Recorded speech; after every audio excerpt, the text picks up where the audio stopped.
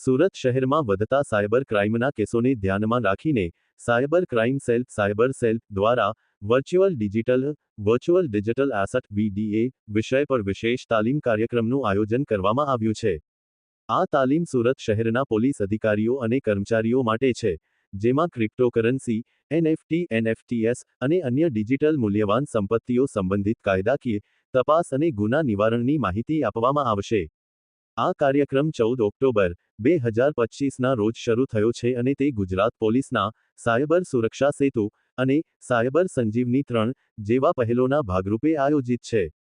તાલીમની મુખ્ય વિગતો અને ઉદ્દેશ્ય જોઈએ તો વર્ચ્યુઅલ ડિજિટલ ગોપ્રેપ્સ સંબંધિત ગુનાઓ જેમ કે ક્રિપ્ટો ફ્રોડ, મની લોન્ડરિંગ અને બ્લોકચેઇન આધારિત છેતરપિંડીની તપાસ માટે પોલીસ અધિકારીઓને તૈયાર કરવા, તેમજ એક્ટ 2000, PMLA 2002 અને વીડીએ નિયમો હેઠળ તપાસની પદ્ધતિઓ, ડિજિટલ ફોરેન્સિક્સ અને બ્લોકચેઇન ટ્રેકિંગની તાલીમ આપવી.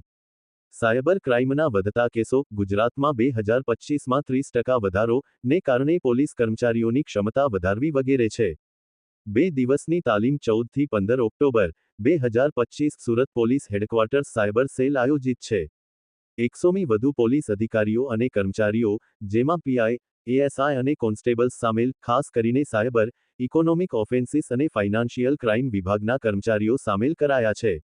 તાલીમમાં national cyber crime training centre NCRB and Interpol virtual એકેડમીના નિષ્ણાતોની સહભાગી થયા છે. સુરત જેવા વેપારી કેન્દ્રમાં વીડીએ સંબંધિત ગુનાઓમાં વધારો થયો છે, જેમાં ડિજિટલ અરેસ્ટ અને ક્રિપ્ટો સ્કેમ્સના કેસો સામેલ છે. આ તાલીમ સાયબર સંજીવની 3 અભિયાનના ભાગરૂપે છે, જેમાં સુરત પોલીસ અને સાયબર સુરક્ષા સેતુ સંસ્થા સાથે મળીને જાગૃતિ અને તાલીમ પર ભાર મૂકવામાં આવ્યો છે.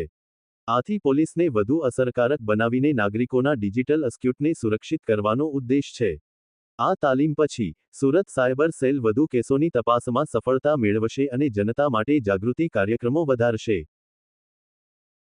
કેમેરામેન સાબિર અલી સૈયદ સાથે કાદિર શેખ, કર્તવ્ય ગુજરાત ન્યૂઝ સુરત.